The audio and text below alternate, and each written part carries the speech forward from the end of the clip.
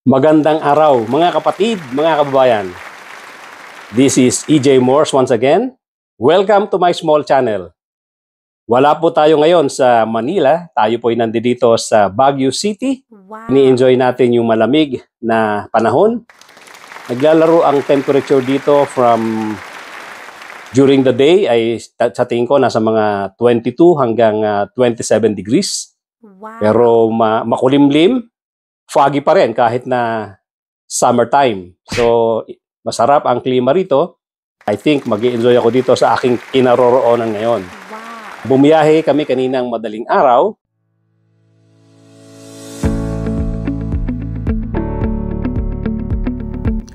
Very smooth naman yung aming biyahe.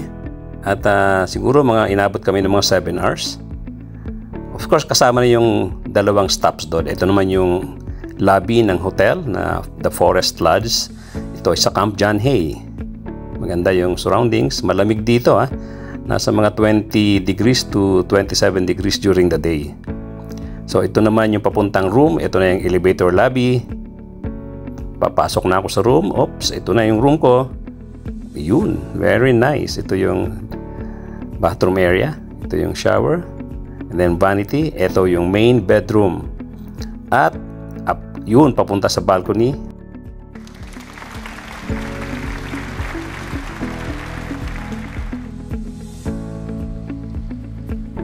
So, Wow. habang nagko-coffee nga ako diyan sa lobby, diyan sa may coffee shop, nag-review ako ng YouTube at dito ko nakita yung interview ni Mehdi Hasan ng Al Jazeera at kitang-kita mo rito kung paano idinidepensa ni Alan Peter Cayetano ang kanyang boss o yung drug war na during the time ay pinapairal ni President Digong Duterte. Pero itong si Mehdi Hasan ay napaka-sharp, napakagaling magtanong. Wow. Lumalabas tuloy itong si Alan Peter Cayetano na alam naman nating isang abogado, halos mga pa ang isasagot niya. Halos mawalan siya ng ikakatuwiran dito kay Mehdi. At itong si Mehdi kasi ay, of course, bago siya nag-interview, nag-research na ito. Kumpleto siya sa mga data na nanggaling sa mga reliable source. Kaya't hirap na hirap itong si Alan Peter Cayetano na mga tuwiran dito sa mga tanong ni Mehdi Hasan.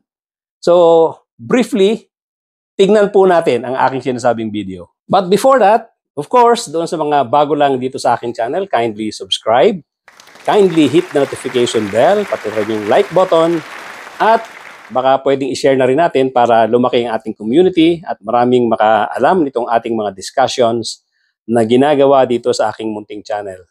And of course, yung ating usual prayer bago natin ituloy-tuloy ang ating episode. Here it goes.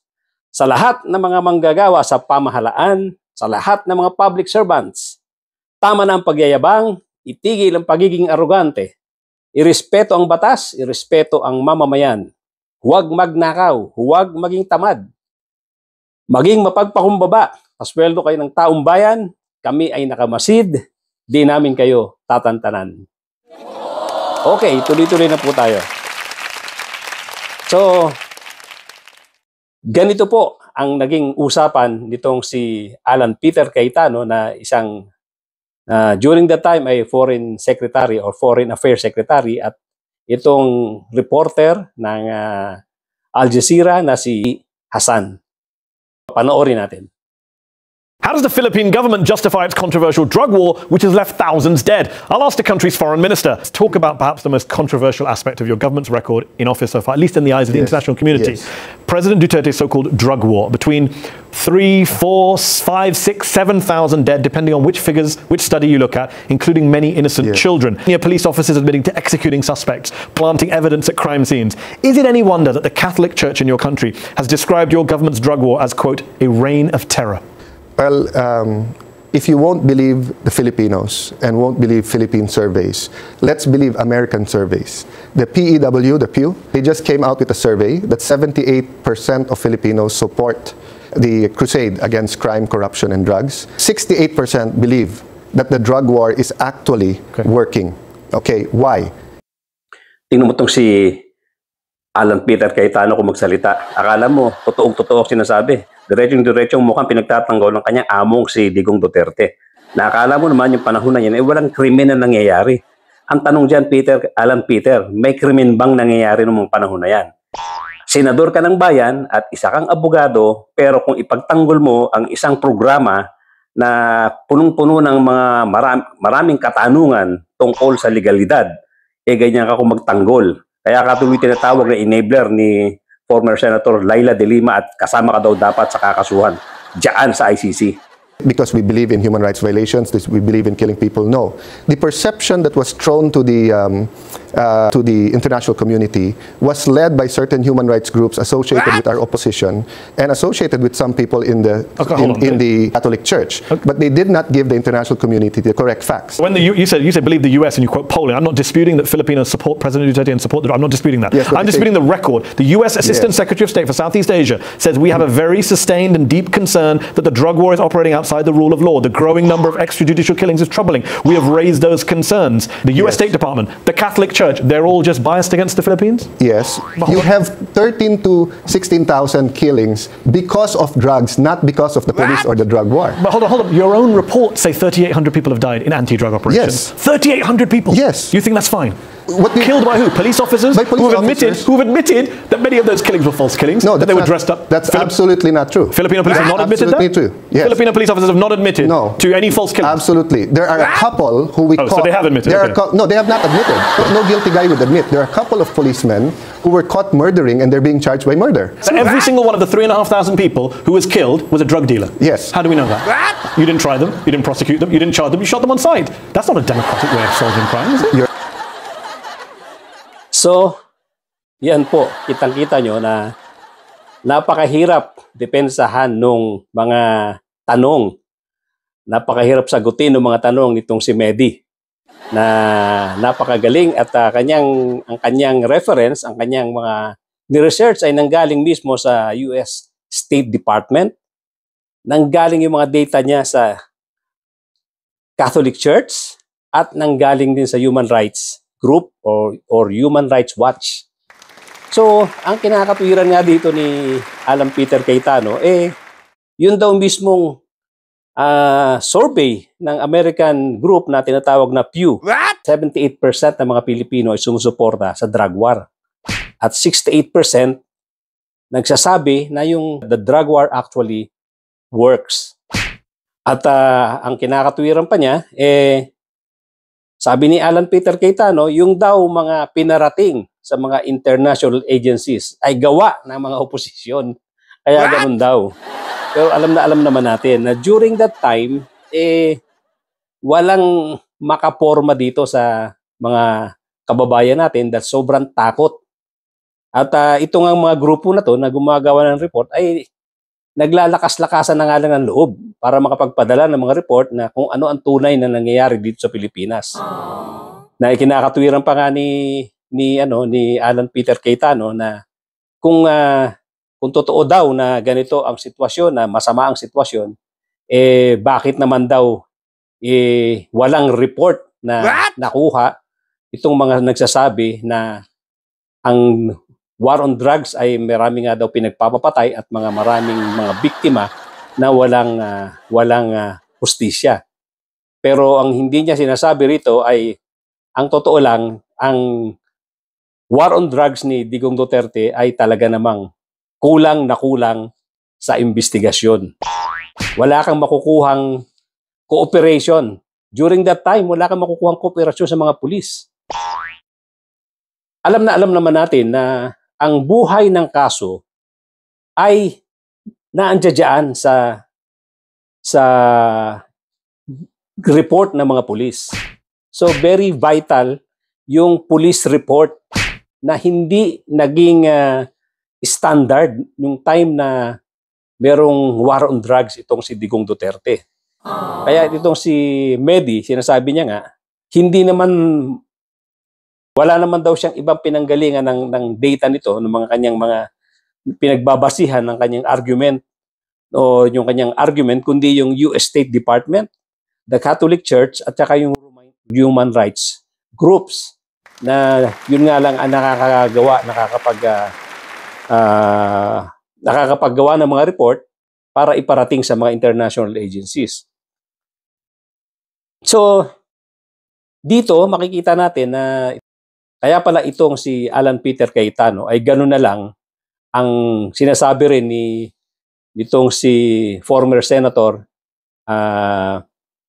Laila de Lima na dapat isama diyan sa mga kakasuhan or dapat imbestigahan diyan sa war on drugs or sa EJ case na nangyari noong panahon ni Digong Duterte, sapagkat isa raw ito sa mga naging tinatawag na enabler. At kung papanoorin nating maigi itong interview na to, mukhang ganoon nga ang nangyayari dahil lahat ng mga nakapaikot dito kay Digong Duterte ay wala kang maririnig na kapintasan, wala kang maririnig na pagkontra doon sa mga pinagagagawa nila during the time na war on drugs. So, ito nga ay meron pang siyam na nasa listahan daw ng ICC na bibigyan or padadalhan ng warrant of arrest. So, hindi natin alam kung sino-sino ito. Yung total na 9 persons na padadala ng warrant of arrest. At sabi nga ni Laila de Lima, the former Senator Laila de Lima, na she's hoping na isang araw sa dapat makasuhan dito ay itong si Senator Alan Peter Cayetano, dahil nga ito ay isa rin sa mga nag-facilitate, kamukha dito nila Justice Secretary during that time, at saka sila Bongo, at iba pang mga personalities na nakapaikot dyan kay Digong Duterte nung mga panahon na yan na walang kumukontra. Lahat sila ay pumapalakpak, lahat sila ay tuwang-tuwa sa mga pinagagagawa ni Digong Duterte dito sa tinatawag niyang war on drugs. So ayan po mga kapatid, mga kaubayan, yung aking maikling vlog tungkol dito sa interview ni Mehdi Hasan ng Al Jazeera, na makikita mo rito kung paano na lang dumepensa itong si Alan Peter Cayetano tungkol dyan sa war on drugs na yan, na tulad din ng mga personalities na gaya nila Bato de la Rosa, nila Bongo, at kung sino-sino pang nakapaikot sa kanila na during that time ay talagang mga iniidolo at kanilang binibigyan ng pagsamba itong si Digong Duterte, na alam naman natin ngayon ay nahaharap na sa isang napakalaking kaso na tinatawag na mass murder or yung crime against humanity.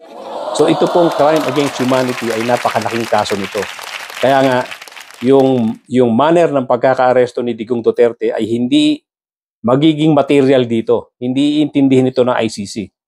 Dahil doon sa kasong na napakalaki, at yun ang binibigyan ng importansya when it comes to international criminal law. Binabaliwala po rito yung manner ng pagkakaaresto, yung manner kung paano mo dadalhin doon sa korte, dyan sa dahig, ang isang tao na nakapag-commit ng isang napakalaking krimen. Tinatawag na crime against humanity. Krimen laban sa sangkatauhan. Kaya madugo itong hinaharap ni Digong Duterte na to. Ngayon, ang tanong dito, ano at sino-sino ang mga sumuporta dyan sa war on drugs ni Digong Duterte na dapat ngang makasuhan?